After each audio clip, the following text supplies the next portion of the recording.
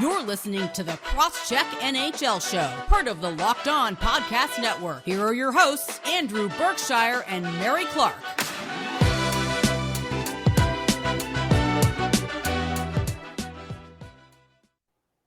Welcome to the Cross-Check NHL Show. I am Andrew Berkshire from SDPN's Game Over shows, and I'm here with my lovely podcast co-host, Mary Clarke from For the Win. Follow us on Twitter at Andrew Berkshire and at Mary C. Clarke, and follow the show at Cross-Check NHL.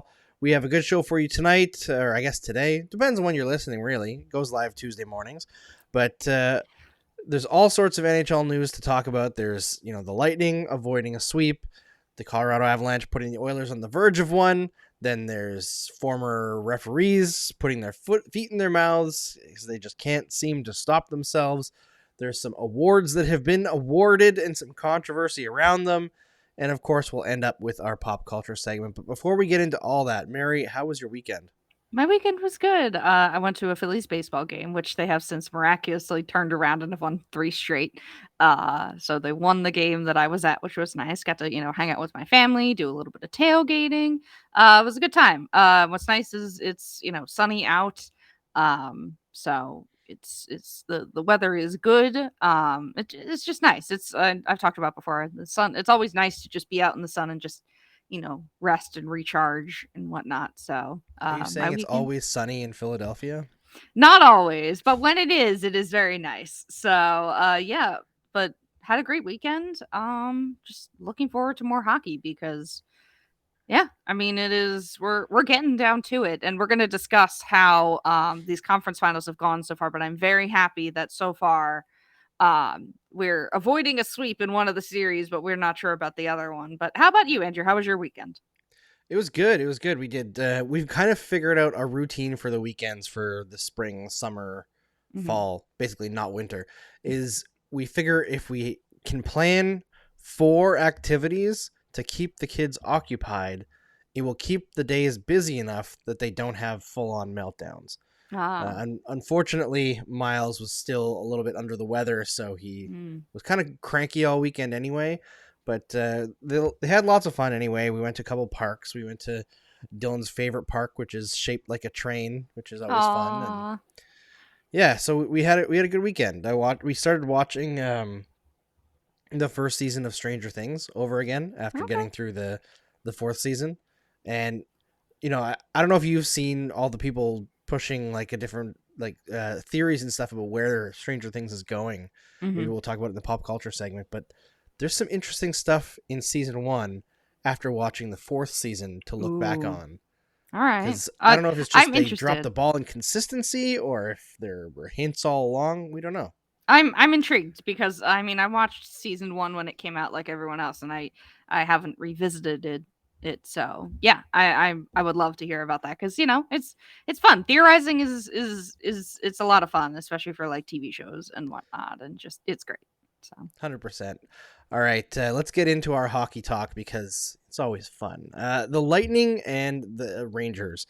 It hasn't been the series that most of us predicted. The Lightning have looked kind of underwhelming so far, but at the same time, if you look at the advanced metrics, the Rangers are doing what they've been doing this whole postseason, which is getting absolutely rocked at even strength and in all situations and still winning. Now, big part of that is Igor Shesterkin.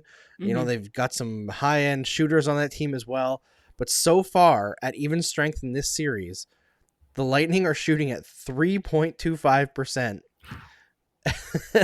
And the Rangers are at 12.12. Wow. So if there was any doubt this year about who's the better goalie, unfortunately for Andrei Vasilevskiy, so far it has been Igor Shesterkin. But the Lightning scored one, as they love to do, in the final minute of the game to break a tie and took game 3 of the series to make it a series. Mary, what's your take on this series so far? Is it going to be just the Rangers finish this out in the next 2 games? Do you think the Lightning are so cagey that they're going to find a way through here? Or is Igor Shesterkin just too friggin' good? I think game 3 was a breakthrough because halfway through it looked kind of dire for the Lightning because They were down 2-0 basically halfway through. Then I don't remember who scored, but it was like a couple minutes later they were able to score and cut the lead. I'm like, all right, this is like feels like the Lightning were waking up. And then they tie the game like a minute or so into the third period, and then they have that big goal like within the last minute by Andrei Palat with an incredible pass from Nikita Kucherov. That was like, if you didn't see the goal, you should, because it was a really great play all around. Just like, it's always the Lightning and these last minute goals that, Seriously. yeah, I know. It is absolutely wild. They did it against the Panthers, obviously, that, really put a nail in that coffin for Florida. But this just, to me, this feels like a turning point. Like, this is like the Lightning aren't going to, lie down and like, get rolled over, basically. We thought they were going to be tired. We thought they were going to not have as much steam overall because of how much hockey they've played. And they've kind of looked it in this series. I mean, they're a bit ragged too. They've had injuries and stuff like that, which affects every playoff team. But like, for the longest time, the Lightning have looked like unstoppable in the playoffs. But this finally feels like that they've, are a little bit more mortal than they normally are. But game 3 for me felt like it could be a turning point. I mean, we'll see how game 4 goes because it is in Tampa. And that, home ice advantage does matter. You have, the crowd backing you. You have, the line changes and whatnot and stuff. So I think that it could be a turning point, but I also wouldn't be surprised if Igor Shesterkin shuts the door on them in game 4 because, we've seen what he can do. He's been an incredible goalie, the better one in this series. Vasilevskiy has not looked like, the world beater he has in, previous series, but, the Lightning were able to, rally and whatnot in game 3. But so far, Shesterkin has his number, and I also wouldn't be surprised if the Rangers just shut the door on them in game 4 and then go back to New York with a 3-1 series lead and tie it, or, win the series. But for me, the most chaotic option, I don't know if you saw this, Andrew, but the most chaotic option is the series goes to game 7, and game 7 is supposed to be scheduled on the same night as a Justin Bieber concert at MSG. So I don't know what they would do. So. Oh, no. Yeah, so I'm rooting for the most chaotic option here is that it goes 7 games and I don't either. It's an unstoppable force meets an immovable object of Justin Bieber versus a hockey game in New York. So who's to say? I saw that tweet going around earlier today, and it's just something to, watch out for. If you have no real rooting interest in either of these teams, you could just root for the chaos option. But overall, yeah.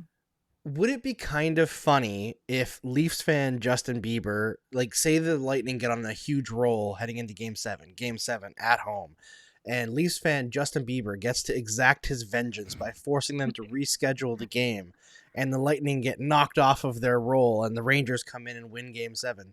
I feel like that's a storyline that many people on social media would grasp onto, and it would make Justin Bieber the most successful Leaf in the postseason in 18 years. I know, right? There is that element too of Justin Bieber's, chosen team of the Maple Leafs, and their, history with the Lightning this postseason.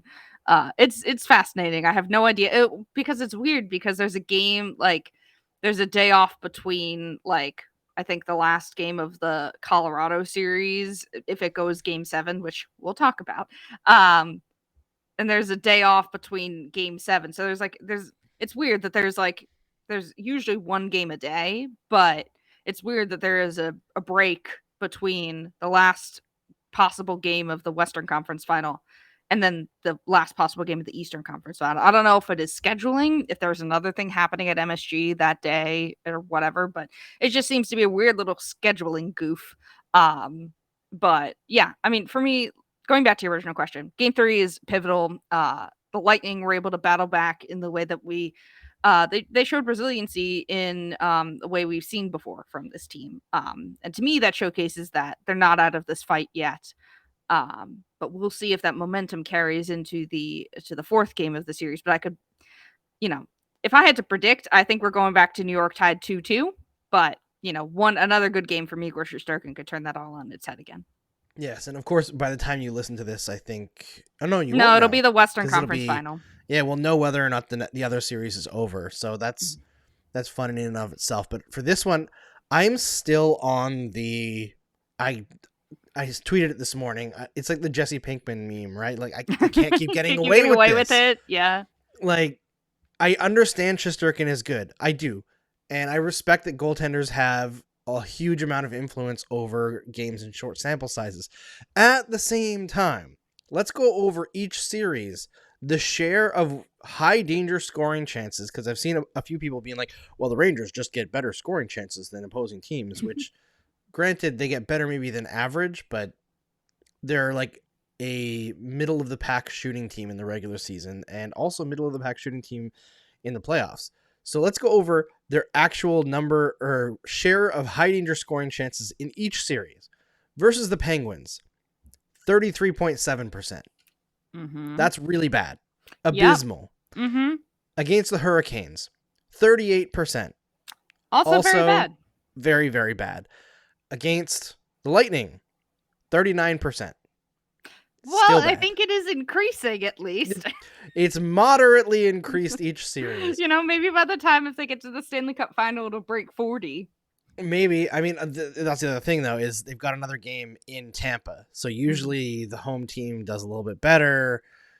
We'll see. But I don't believe in the Rangers. I'm sorry. They have a good core. I like their young players once they grow into their potential. It was nice to see Kapokako get something going in, I think it was game 2, after he's just been like, I forgot he existed for a portion of this season. Like he's just been such an underwhelming player. But overall, I just can't see how the Lightning can mess this up. Vasilevskiy needs to be better though. Like he just has to be. I think that's the key. If Shesterkin continues to outduel Vasilevskiy, I think that is the basically the Rangers' win condition as it. Yeah, I feel like he doesn't have Vasilevskiy doesn't have to be better than Shesterkin. He just has to be like almost as good, right? Just get within spitting distance, and the Lightning should outscore the Rangers. And I know Braden Point was announced; he's not playing in Game 4. According to John Cooper, and the fact that they've said that a day ahead of time makes me think he's unlikely to play in this series at all. Yeah. But if he does play, that I think would spell doom for the Rangers. He's such a high impact player. It is. Yeah. It's injuries like that on like another playoff team might cripple them basically, but the Lightning are just too good. They're I mean, they've been here before. They know what they're doing, and nothing really seems to rattle them outside of like early on. They kind of looked rattled in this series in a way we don't often see from them. But Game 3 was more like, at least the back half of Game 3 was more like what we've seen from them. And I think that, they're a team that they know how to win. And they're going to grasp onto that and, make Game 4 incredibly competitive. So it's nice to see some life out of them because the first 2 games were like, oh wow, are the Rangers really going to do this? And then it kind of looked that way for part of Game 3, but the Lightning were able to come out and storm back and take the lead in a dramatic fashion as they always do. So yeah, I'm really looking forward to the rest of the series, especially because it's not going to be a sweep. I was very terrified that we would get both conference finals as a sweep because that would suck. Because it has seemed like the enjoyment or the excitement factor of the series have gone down each round, and I'm glad at least one of the series will not be a sweep. It could be a gentleman's sweep, we don't know, but it is a little bit more excitement because out in the West it is it's not looking so hot for one of those teams. But this is true. And by the time you listen to this, you will know the results. But let's get into the Western Conference final because that's going to be an exciting one. I know that they're on the verge of, ending that series early. But before we tell you about that series, let's tell you about Built Bar. Make sure that when you're needing some energy that you check out Built Bar. Don't you love chewy, chocolatey brownie? What about a caramel brownie with caramel swirled on top? So good. What if I told you that you can have all that chewy, chocolatey deliciousness plus 17 grams of protein? You're in luck because caramel brownie bars are available at Built.com right now, and you gotta act fast because they're a fan favorite. Forget about dessert. These are better than dessert. Plus, the macros are unreal. 130 calories, 17 grams of protein, only 4 grams of sugar.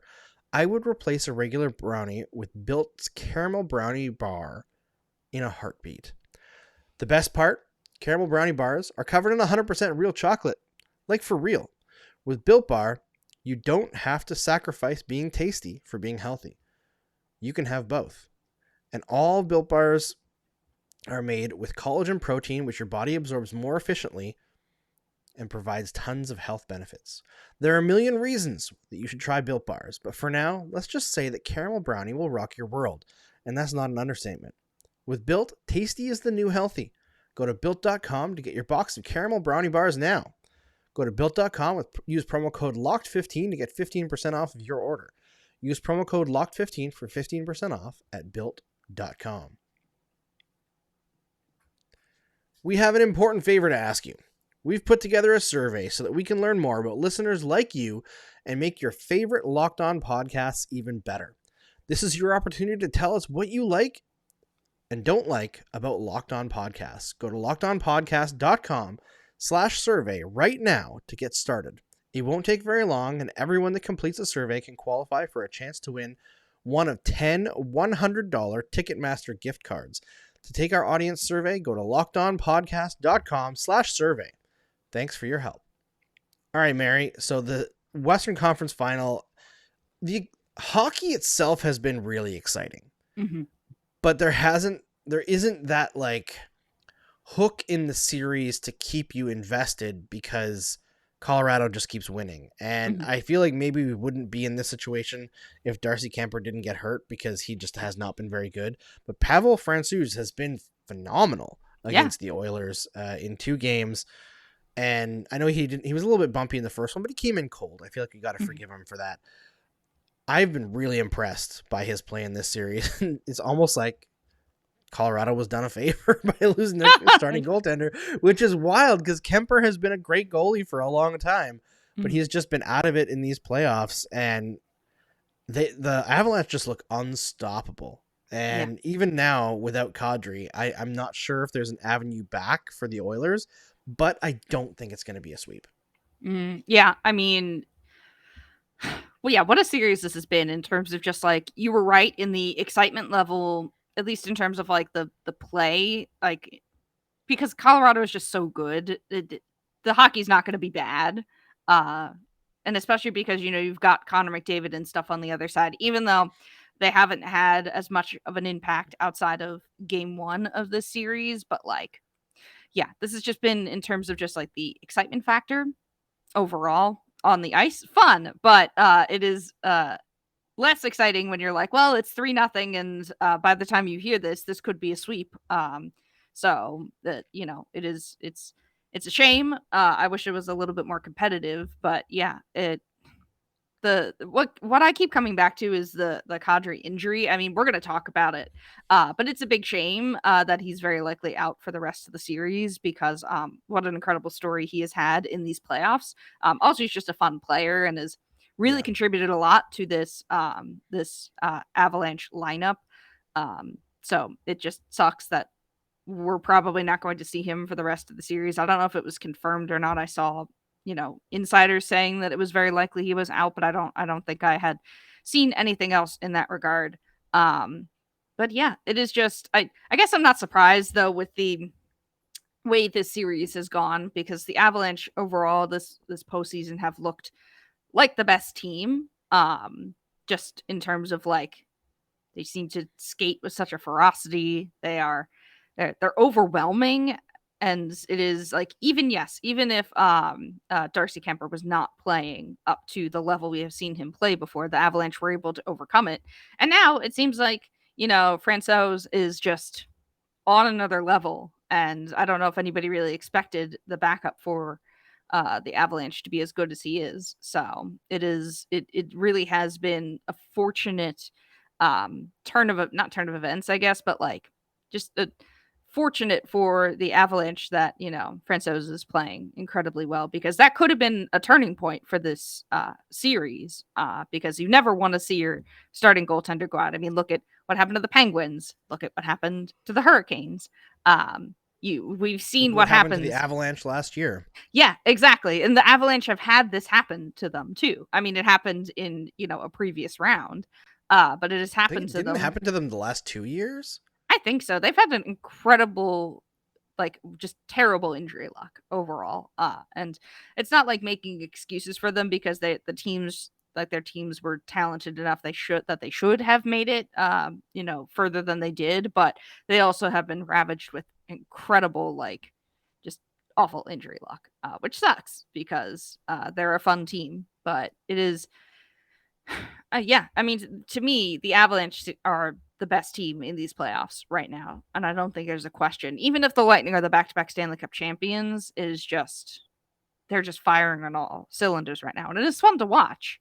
But yeah, it's a little bit sad that the Oilers haven't been able to, find a counterpunch basically to them, especially because they have Mike Smith in net, and the duality of Mike Smith is probably my favorite thing about these playoffs, just in terms of he can let in goals from halfway down the ice or whatever, and then in the same game also make incredible saves and keep the Oilers in it. It is just Mike Smith is just the funniest story about this in these playoffs to me. Not like I'm trying to make fun of the guy, but it's just he's wild. It is, and he's a 40-year-old goaltender. There's no one else goaltender in the league like Mike Smith. No, there isn't. He's a 40-year-old goaltender who has moments of brilliance. It's like somebody else possesses him. And the ghosts of NHL goalies past possesses him for a handful of saves, and then he goes back to being like a complete klutz on the ice and lets in wild goals and gestures to a defender or whatever, and is just the duality of this man is something else to behold. And it's very funny overall in just terms of what he's done in these playoffs, because it's something else. Did you see the picture of him going to the bench with his helmet off? That was making its way around Oilers Twitter. No, a couple I haven't. days ago. Because I posted it because he looks like, you remember the movie Ghostbusters 2? It was Yes. the guy in the painting, Mhm. Vigo the Carnatian? I don't know. Anyway, he looked like Vigo, the angry look. And I posted that, and somebody responded with a picture of him when he first broke into the league with Arizona. Mm-hmm. I guess I think he was with Tampa Bay first. Maybe I'm wrong. But anyway, it was him with Arizona years and years ago. And he had bleached blonde hair, and he looked like a surfer bum. And it's wow, the change over a 15 plus year career, it's wild. We've seen so many facets of Mike Smith over the years. From goal to blue line goal. He's just had a fascinating NHL career. It is just... It makes me want to root for the Oilers, just because I want to see this story continue. What else can Mike Smith possibly do in these playoffs that we haven't seen before? Because he just seems to get into the weirdest situations possible, and it is the most chaotic option all the time. It is really funny, but I don't know if we're going to see a sweep or not. I think Colorado is just too good, and considering how disappointing the excitement of the series overall have been compared to the first round, I might predict a sweep here. But man, the Oilers have a long road back, and I don't think they're going to do it. It's very possible that they avoid the sweep, but it's not going to be for long. They're just being outclassed here. Yeah, I mean, the Oilers are not going to win this series. The Avalanche are way too good. Mm-hmm. I think the only reason why I'm not saying a sweep is because watching Connor McDavid play, he is still just such a man on a mission. And I feel without Kadri in the lineup, there's just more room for him and Draisaitl to go and make a big impact here, especially if the Oilers separate them. It's going to be much more difficult for the Avalanche to line up against that. But what makes me very confident in the Avalanche anyway is the scoring they've been getting in this series has been from their depth. McKinnon's factored in, but you got guys like Valerie Nichushkin, JT Compher hitting the the mesh there. Arturi Lehkonen, I think, was like one of their best players in game 2. I think it was. Like, they're just getting everybody that they need to contribute. It's been really It's a team crazy effort. to see. It's like a full team effort from this team. It's a Stanley Cup team effort. Yes. Right? Yes. This is what Stanley Cup teams do, is like when one guy's down, it's that next man up mentality. And we've seen it from the Lightning. Tampa Bay. Like, yeah, Yep. I mean, they are kind of the blueprint, or at least the modern blueprint now for this 100%. type of thing. I mean, Well, you've it's seen like it Braden from... Point gets injured, right? And they're like, oh no, you've lost your defensive matchup center and one of your best offensive players. How about a lightly used Anthony Cirelli? He just crushes it. You've also seen it from the Penguins, because where do you think Yep. the Mark Donk effect came from? 100%. Is the same thing. So, the Avalanche are fitting nicely into that mold of, everybody's contributing. Everybody is bringing their all, even if like the superstars aren't lighting it up constantly. They don't have to. And that's the hallmark of a really good team, a really deep team, a team that can get postseason success. And it is the template we have seen throughout many of these Stanley Cup wins, or at least teams that stick around long enough, like I said, the Penguins, the Lightning, because they've both won back-to-back Stanley Cups. It just feels like the hallmark of a very well constructed team that is just firing on all cylinders right now. And going back to the Oilers, I was looking up Connor McDavid's stats over the past couple of games. After game 1, when he had that 3-point game, he's only had 1 point in the last 2 games. Even though he's still visible on the ice, the Avalanche have just found a way to neutralize him. And it's the only team really that can play with the same level of speed as him. Yeah. Like, have you seen the clips going around of like Makar against McDavid? Yes. Mm-hmm. The one guy who can actually skate with him on the defensive end. Mm-hmm. It's incredible to watch. Honestly, it is. I say chess match, but it's so much more thrilling. It's like Queen's Gambit level chess match. Mm-hmm. But I should note, Frank Saravalli tweeted a little bit earlier here today that Dylan Holloway, who is the Oilers' like top prospect in terms of readiness and impact, is scheduled to play in Game 4 to take over for Evander Kane. Dylan Holloway played in the American Hockey League this year. He was taken, I believe, 20th overall 14th overall in the 2020 NHL draft. I've seen a lot of people compare him to Cole Caulfield. Actually, I don't think he has the scoring stats of Cole Caulfield, or at least nowhere really close to Cole Caulfield since he was in the AJHL. But a good year in Bakersfield. He finished the year with 10 points in 10 games, 4 points in 5 playoff games when the Condors, I guess, got eliminated in the American Hockey League. Good player. Tough. Probably not on the level of Evander Kane. Yeah, I was going to say a little tough bit of pressure. Yeah, tough. It was a real tough shoes to fill, especially in an elimination game. And we really should talk about, the Kadri, Kadri is out. Well, I mean, we mentioned it, but Evander Kane with that, boarding hit on Kadri, very dangerous play. I mean, for those plays aren't as like egregious in terms of just like the level of violence, I guess. Like as like a head hit, but it was still an incredibly dangerous play. Kane got suspended for 1 game. That's why that he's stepping in for him. And Tim Peel had some takes, Andrew, and they weren't very good. And I believe he tweeted just one word. He said karma after Kadri was injured and was taken out of the game, and then that tweet was deleted. But screenshots, everybody, they live forever. So this has just been there's always drama related or around Nazem Kadri, and a lot of it is with his reputation and also the racism factor in it. But boy, it's not a good look for Tim Peel, who just keeps putting his foot in his mouth, Andrew. Yeah, it's a tough one. Like, I've talked to Tim a few times. I've had him on my show. I DM'd him when Kadri hurt Jordan Binnington about that whole situation, because you mentioned in that one as well, he was very like anti-Kadri in his stance. I think, like, I don't want to say anything. I want to be careful, but Tim definitely lives in St. Louis. So there's a little bit of bias there, I think, towards the Blues.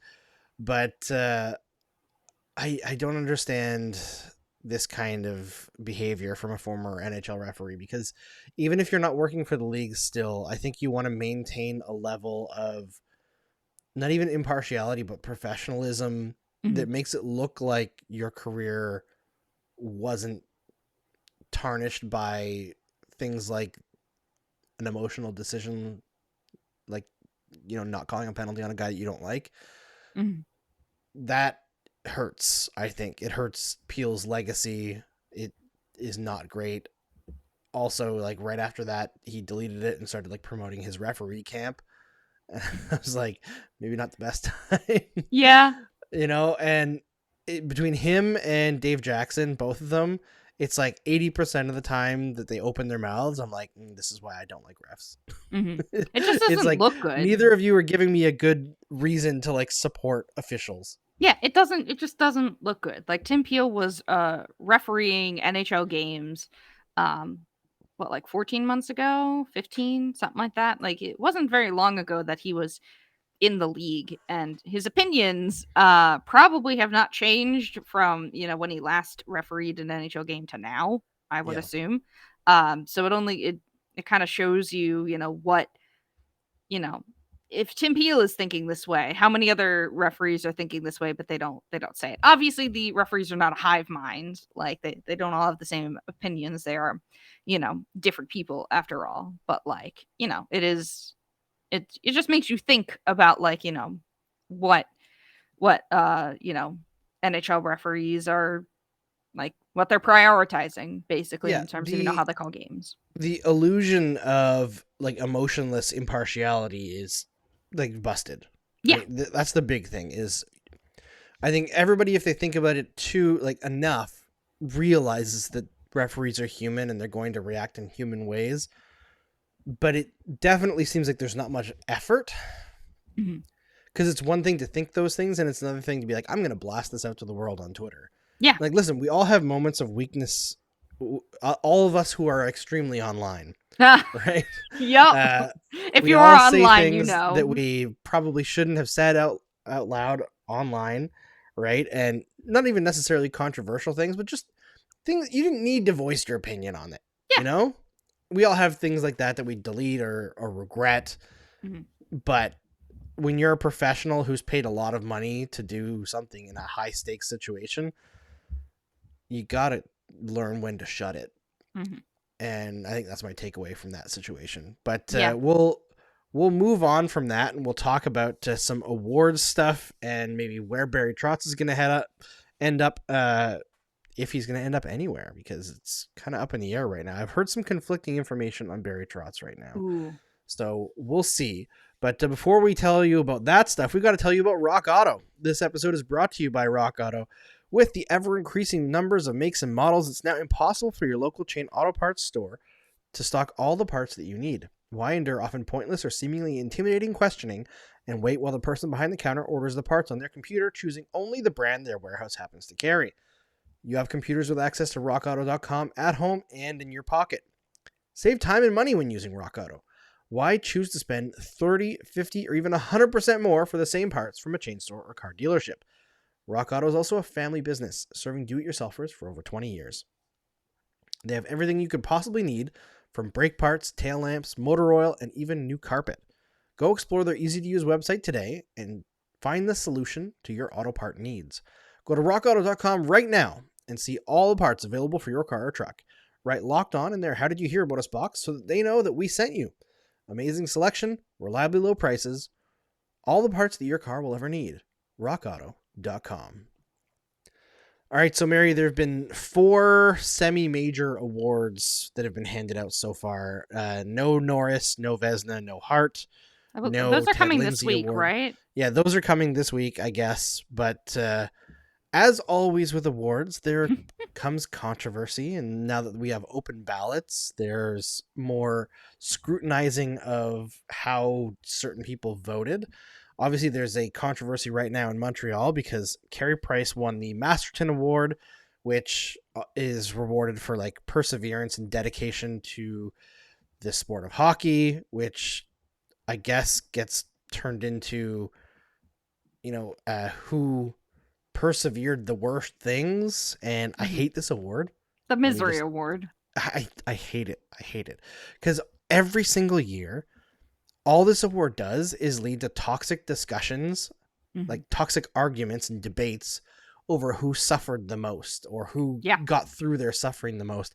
And I hate it. Like, Carey Price, does he deserve this award? Yes. Are there 10 to 20 other people in the league who also deserve this award this year? Yes, probably more, because there's so many stories of guys going through awful things and coming out the other side, or just being super dedicated to hockey.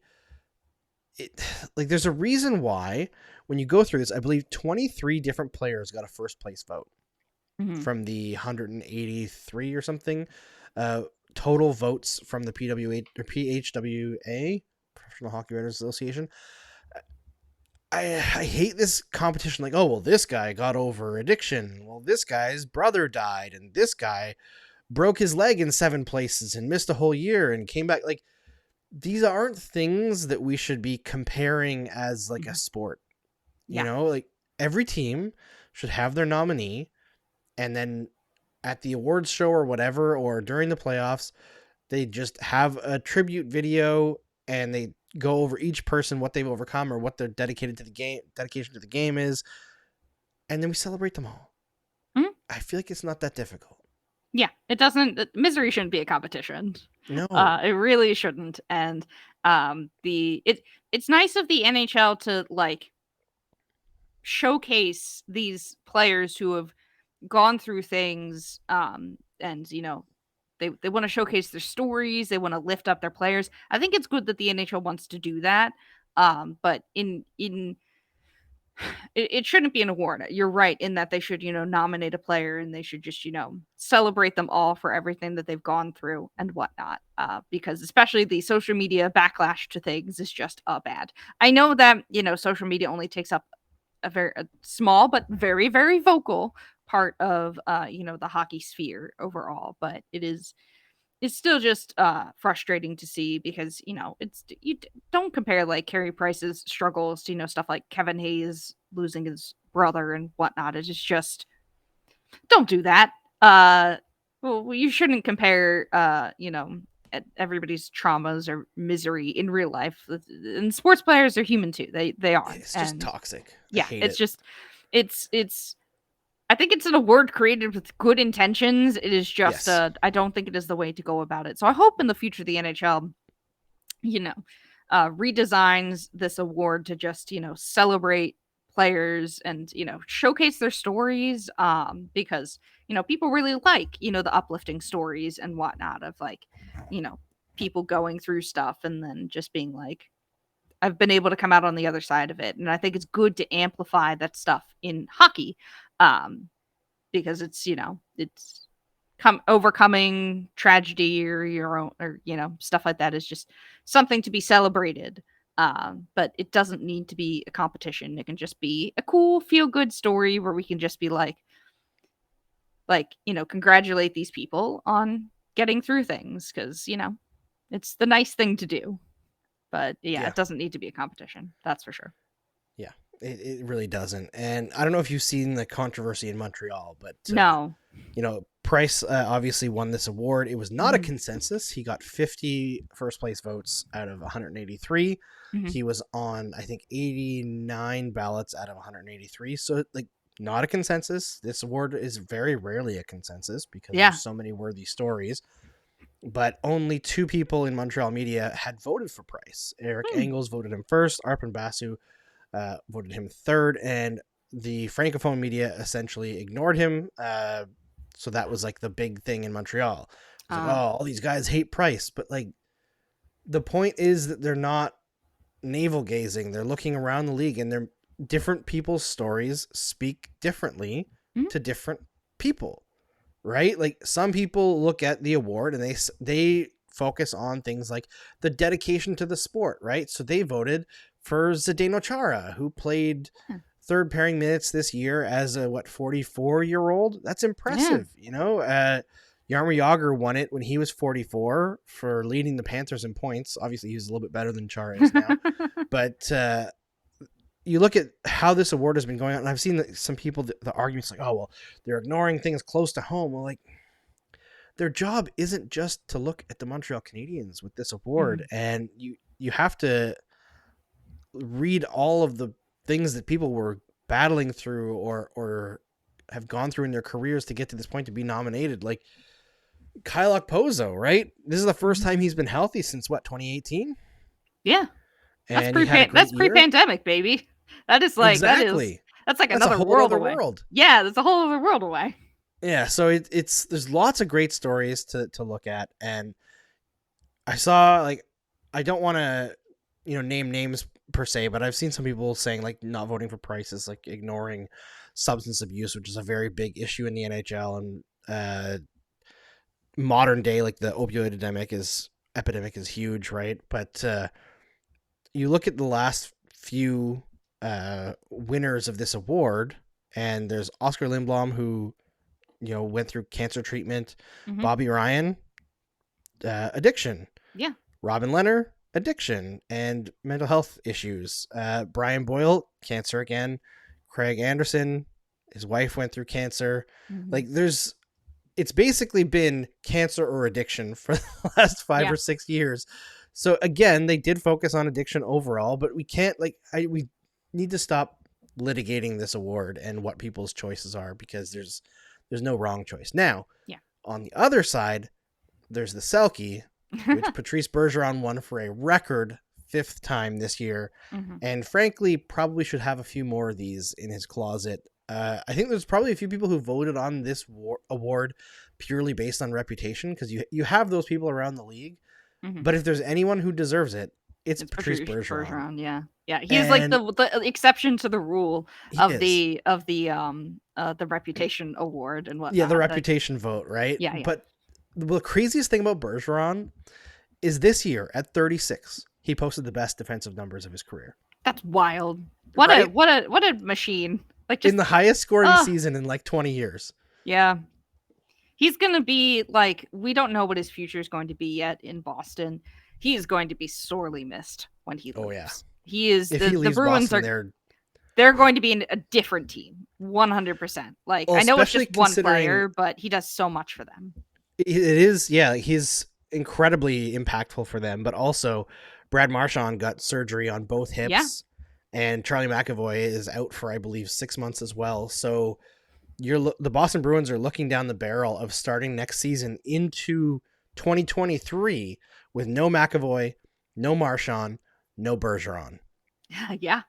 That's a tough one. And especially in the tough division of the Atlantic. Yeah. Yep. It is going to be, they seem ripe for a fall off, not through any fault of their own. I mean, this team is, basically their window is closed. And, they had, I know they haven't had more recent success, but, they've been, Stanley Cup contenders. They won Stanley Cups and they've been around, and their window is now closing. And, if Bergeron comes back, yay. But I still don't know how much, it's just going to be a tough road for them, I think. But what a player he's been. Absolutely deserves that award. I saw people were like, you should just rename it to the Bergeron Award instead of the Selke.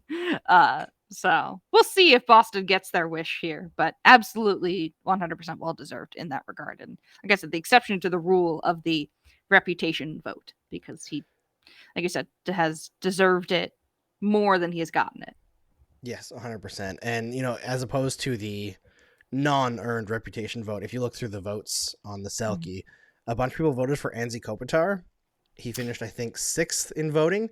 He wasn't the best defensive player on his own team. Oh, yeah. Danault was better. Danault, yeah. Significantly so this season. For those who remember, the whole reason of bringing in Danault was to free up Kopitar to play more offense. And he did do that this year. Danault took the tough matchups. Danault had better defensive numbers overall. And frankly, and I know it doesn't matter for the award, but Danault is way better in the playoffs. Kopitar got rocked by the McDavid and Draisaitl lines in the playoffs, but Danault was actually quite good. The Mark Messier Award also went to Anze Kopitar. I don't understand this award. Neither do Messier I. Gets to pick. It just seems like a joke. Yeah, it's not like he's in the room for these teams. Yeah, I don't know. It's a weird award. There is just it doesn't seem to have any relevance whatsoever, except it's like Mark Messier is like, here you get to choose a player, hooray! It almost seems it's like such just a like weird award. Yeah. It almost seems like it's just an effort to like keep Mark Messier around the league, and I'm like, do we really? Do we need that? Do we need it? Like, No. he's not that entertaining. Yeah, I was like, what's the point?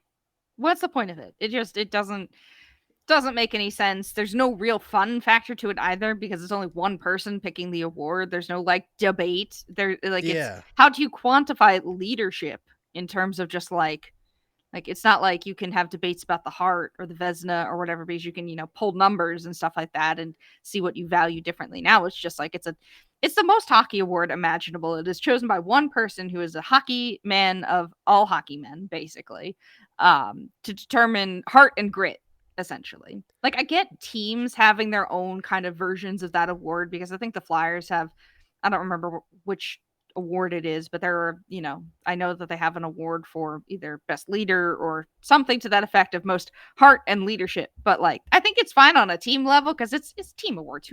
Who cares outside of, your local fans? But like, it is just the most hockey award imaginable, and it doesn't need to be there.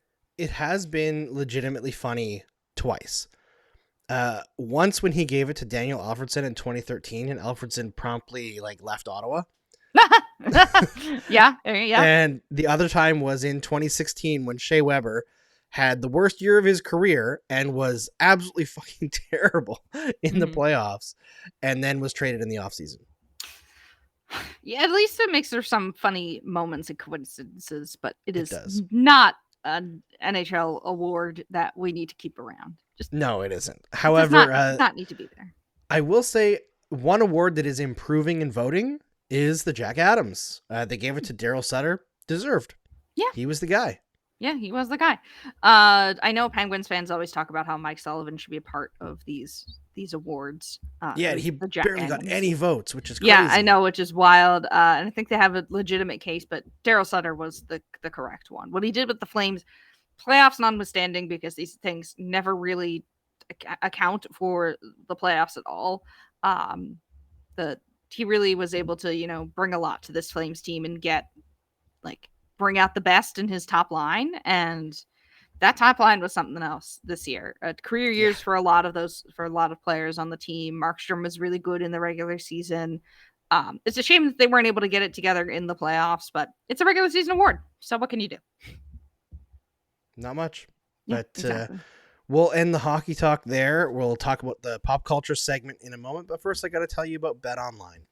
BetOnline is your number one source for all your betting stats and sports info. Find all the latest sports developments, news, and odds, including this year's basketball championship matchup, the NHL Hockey Conference Finals, Major League Baseball, and of course, all the latest fighting news from MMA and UFC to boxing. BetOnline is your continued source for all your sport wagering information, including live betting, esports, and more. Head to the website today or use your mobile device to learn more about the trends and action. BetOnline, where the game starts. All right, so Mary, I know it was a busy weekend for me. I talked about getting into the first season of Stranger Things again, and should we start there? Yes, because the only thing I did, like I said, went to a baseball game. The weather's been nice outside, so I've been reading. I'm going on vacation in a couple of weeks, and I checked out a book from the library. It's the second book of the Stormlight Archive, and it is huge. I read a lot of fantasy books, and this is the chunkiest book I've ever gotten. And so I was like, I'm going to start reading it just so I can, make my way through it. Because, I was like, there's no way I'm going to be able to read this all in a week or whatever, because it's huge. But now I'm just like, oh no, I've gotten to the point of I've read a couple chapters, and I'm like, I just want to keep reading, but I have to stop myself because I have a couple more weeks of vacation, and I don't want to have to borrow another book from the library right before.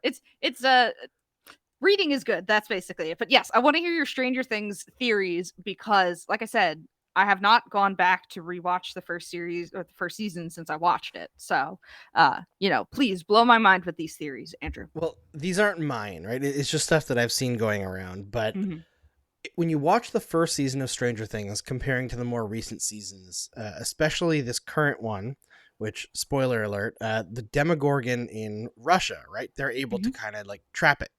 Yeah.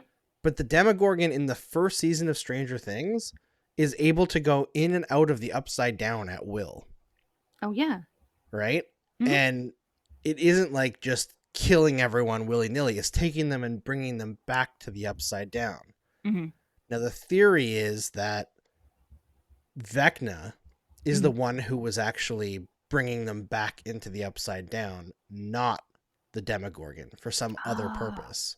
And he was the one that's, because he can open little openings, right? So he was the one who was allowing the Demogorgon through once the portal was opened. Because like in the latest season of Stranger Things, like there's a plot point that everything in like the Upside Down is a copy of the current, like the real world, as of the night that 11 accidentally opened that portal in the Hawkins lab, right? So things that had happened since then aren't reflected in the Upside Down. So first of all, there's a big plot hole in the first season when Joyce puts the lights up. That wouldn't be there, I guess, but I don't know. There's some inconsistencies from the first season to the fourth season. I think they're probably just plot holes, but there's a lot of people picking at threads and thinking that there's like things that have been laid way back in season one. And it's possible some of them have been. Maybe the Duffer Brothers have just like written things onto those plot points to build on it. But there's a possibility that Vecna has been active since season one, just behind the scenes. And there's like an overarching continuation the whole way through. I mean, I buy the fact there's an overarching continuation. Yeah, it makes sense. They had a 5-season plan from the beginning, according to them. So we'll see. But there's definitely a lot going on. Like, I know I saw some people say that Vecna had Barb, but I think that was just him showing an image of dead Barb to Nancy. Yeah, I think it was that, but I mean, we don't know the full scope of like the season. The season isn't over yet, technically. Exactly. We won't get the next season until a month from now, essentially. Yeah. Like the next part, which is like 2 episodes that are super long or whatever. But the point stands, there's still a lot. Like the plot of this season isn't finished yet. We've got like some reveals and stuff like that, but there's still more stuff to go. 100%. I will say though, it is very jarring to go back in season 1 and see Steve Harrington be like kind of a jerk.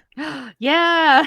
Because he's so redeemed and like a fan favorite character at this point. Yeah. That it's just so odd. Yeah. I completely forgot that, he was a big jerk in season 1, and he is the best character now. And like his, like I think I said it before when we talked about the 4th season, that like his group, like, that section of Hawkins is the best part of the show for me. And I want nothing but good things for them.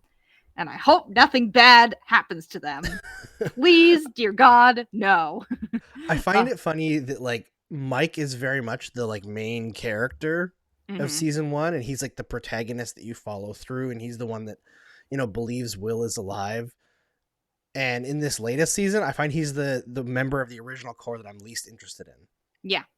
And I mean, I think that's maybe the point. It's because like they don't have a lot to do, really. They're kind of like all the stuff is happening in Hawkins, so he leaves like Hawkins he leaves when all the action is starting, so they have to do something else with him and that crew to make them more like I'm excited, and I hope that the 2 episodes that are remaining in the season bring everybody back together, so like everybody's all in the same place, and like like some of the characters have more to do, basically, because there's not like the action is all centered in Hawkins, really. There's the stuff with 11 and whatnot, but the more interesting stuff is the stuff in Hawkins. Obviously the Alaska thing too, but it reminds me a little bit of Game of Thrones, where like when Dany is in Marine and they're like, how are we going to get all these people back into one spot?